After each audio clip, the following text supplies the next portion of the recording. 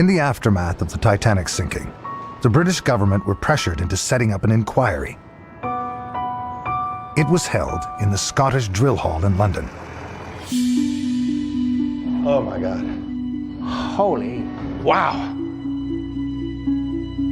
Titanic author Brad Matson has joined Maloney to help re-examine the evidence that was heard here in 1912.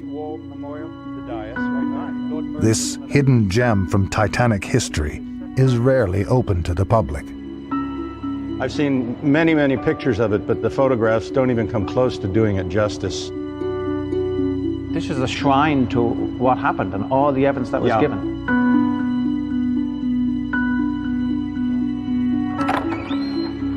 Wow. It's amazing. The inquiry was overseen by Commissioner Lord Mersey, and more than 100 people were called to give evidence. Most were top brass from the shipping company.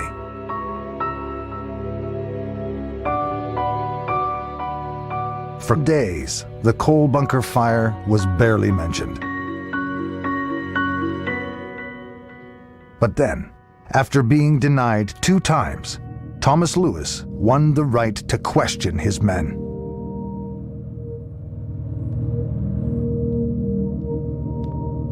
We finally get some firemen into the witness box, and Tommy Lewis starts driving towards the fire.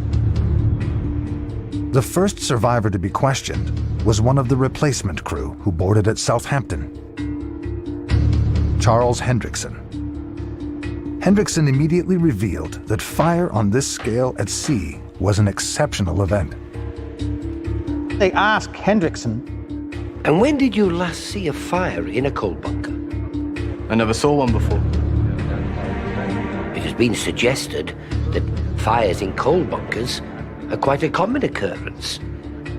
But you have been 5 years in the White Star Line and have not seen a fire in a coal bunker? No. The bunker held more than 100 tons of coal, accessible via 2 small hatches. The only way to deal with the fire was to shovel the burning coal into the engine furnaces.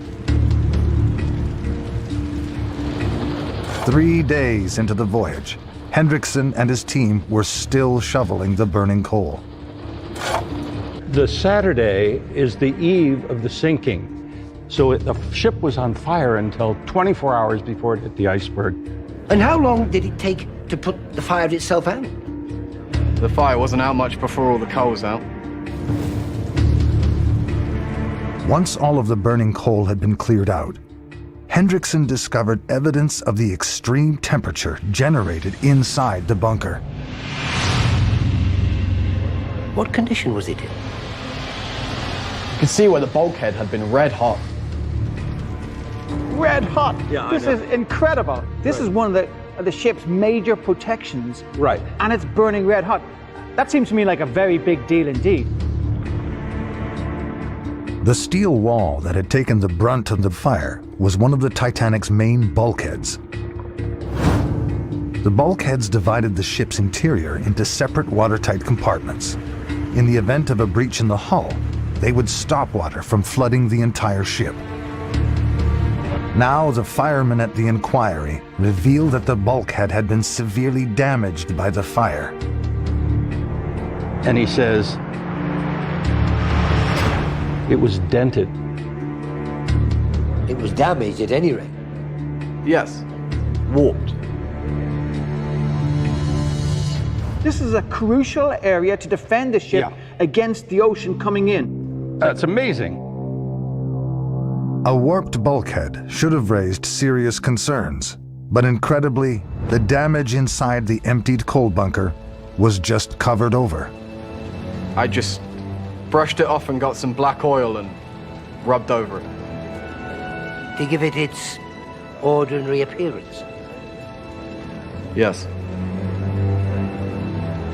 What in tarnation was going on with the control of the ship, the senior officers? Despite these revelations, throughout the inquiry, Lord Mersey seemed uninterested in the fire and eager to move on. Mersey was an acquaintance of White Star chairman Bruce Ismay and had connections with the shipping industry. Commissioner Lord Mersey doesn't want to know. Right. He was making repeated interruptions and closing it down whenever they tried to develop the fire story to see where it went. Do let us confine ourselves to the real serious issues of this inquiry. That fire in the bunker had nothing to do with it.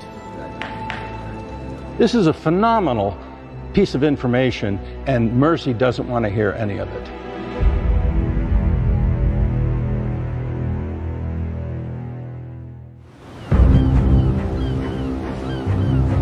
The burning coal in Bunker 10 on the Titanic was now clear. But astonishing new evidence reveals that the red-hot bulkhead had caused the fire to spread. I've come across an article in the New York Tribune from Saturday, April the 20th, 1912. The story was first told by an officer. He's saying the fire was in the coal bunkers, plural, coal bunkers, not one. And this is giving accurate information. He says it was in stokeholes 9 and 10. Here we have evidence of spread into not one bunker, but two. Having dealt with Bunker 10, firemen were now clearing Bunker 9 as well, throwing even more of the ship's coal supplies into the engine furnaces. Could this new information explain one of the greatest mysteries of the Titanic disaster? Despite the warnings, the Titanic maintained course and accelerated to top speed into an ice field.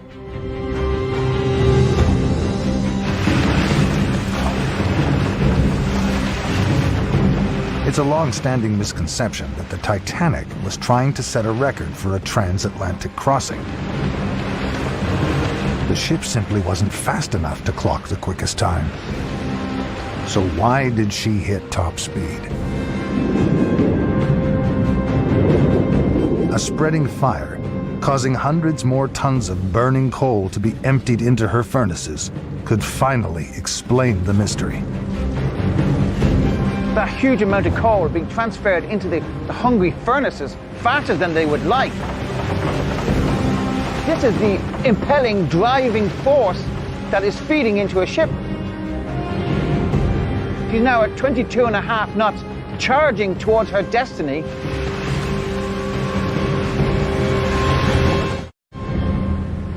But why wouldn't the captain slow the ship to a safe speed as she approached the ice? One factor may have been overlooked.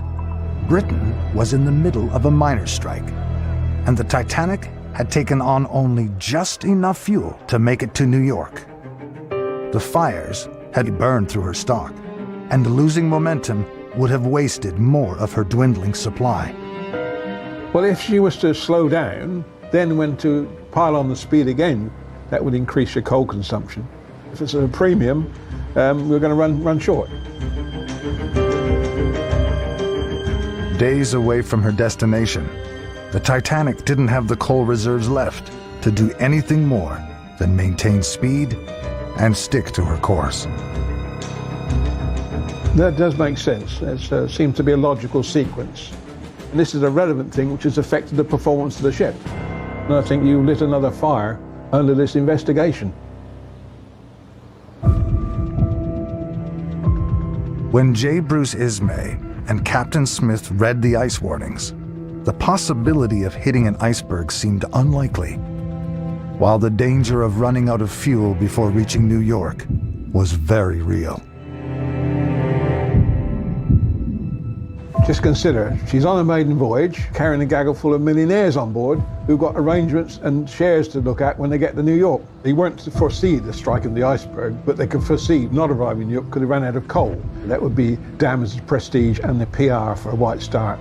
Against the higher risk of embarrassment, they chose to go with the lower risk of catastrophe, and they gambled. You could say that, yes.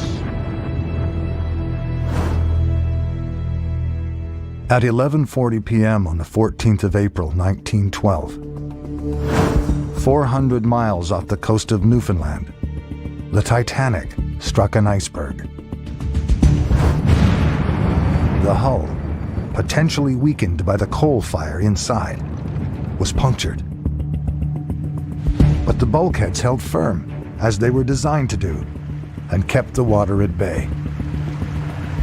A nearby passenger ship, the Carpathia, had received an SOS and was not far away. There was no reason why Titanic couldn't have lasted an hour and a half longer. Carpathia would have reached it and no one would have died.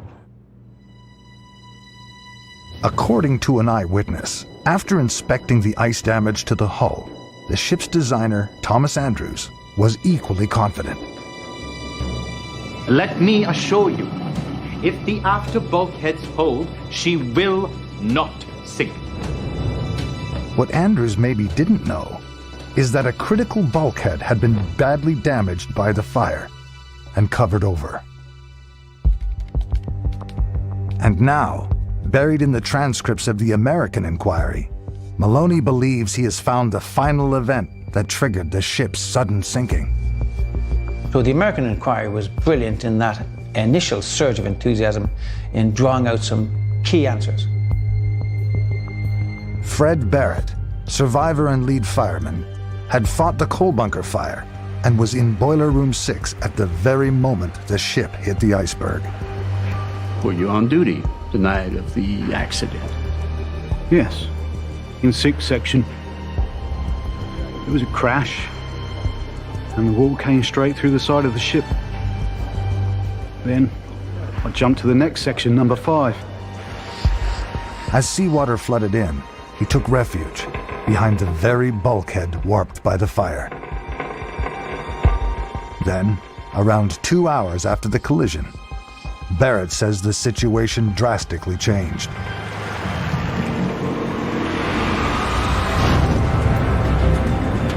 He describes a torrent of water crashing through the fire-damaged bulkhead. I saw a wave of green foam come tearing in between the boilers. And I jumped for the fire ladder. Fireman Barrett managed to climb up onto deck and into a lifeboat just in time. When that wall of steel goes, we have a series of tipping dominoes, and this is the critical failure that suddenly gives the upper hand to the ocean.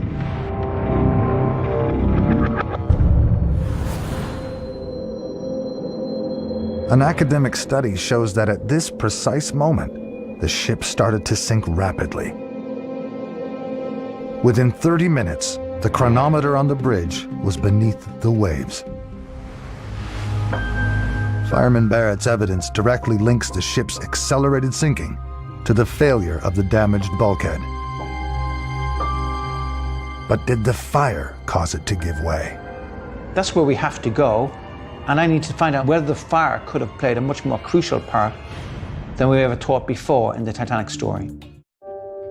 Sponsorem programu jest dystrybutor preparatu Molekin D3 plus K2 z witaminą K2.